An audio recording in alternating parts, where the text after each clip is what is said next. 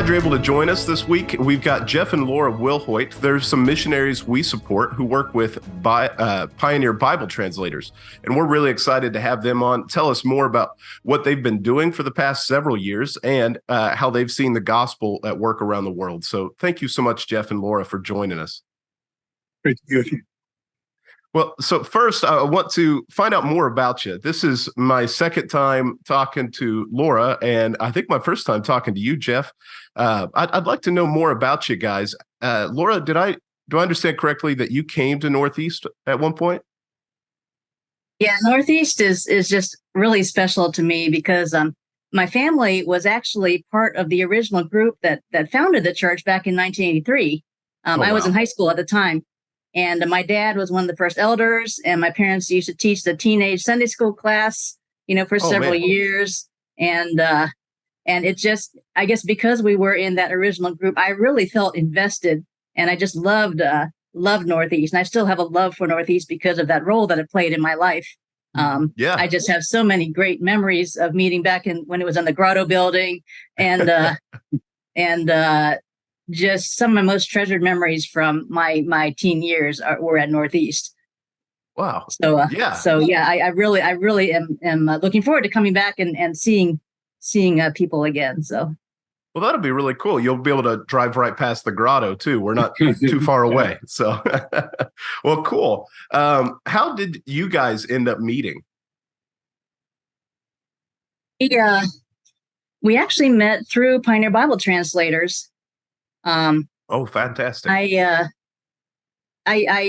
heard of Bible translation while I was in college for the first time in Bible college at Cincinnati. And I actually tried to resist it pretty hard for a long time. And I have to say, I don't recommend resisting God because he can be super persistent, and he pestered me to the point where, every time I open my Bible, I get this thought in my head that, but what about all the people who don't have a Bible? What about them? And so because of that persistence, I ended up going on an internship with Pioneer Bible translators in 1992. Okay. And Jeff was the one who had created the internship program and led it. So actually, that's how we met. Oh, fantastic. And so then right before we went overseas, I meant to mention earlier that Northeast was actually the church that ordained me as a missionary. Oh, cool. We're about to go to the field. So that's another special thing. Yeah. Wow. That's fantastic. Wow. So Jeff, how did you get involved in Pioneer Bible Translators?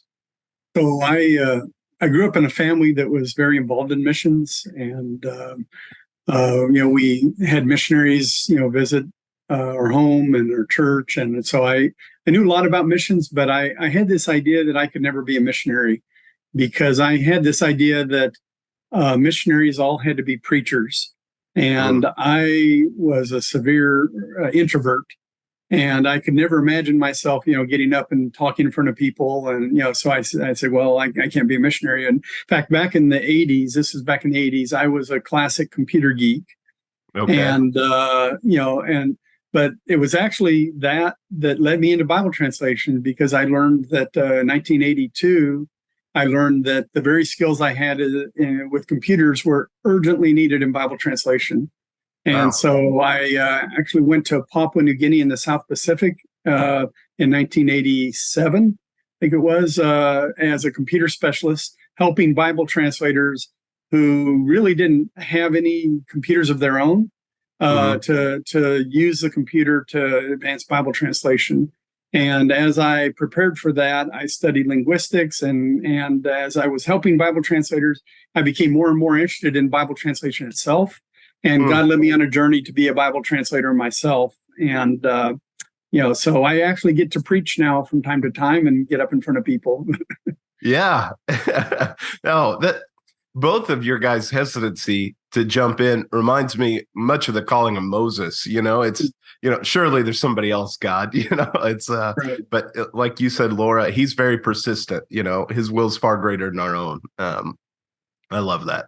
Yeah. I'm sure you wouldn't have imagined all the things that God's been able to do in your lives, from that point to this point. But that's the joy we have in serving such a great God. He has much bigger plans than we could ever imagine. Yeah, I think I've found that, God calls us to something, and we may not feel adequate, but God prepares us for what he needs us to do.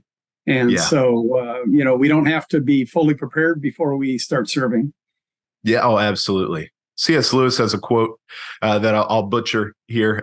He says that the Holy Spirit doesn't give us an annuity for life, but gives us our daily bread as he provides for us. And I just absolutely love that.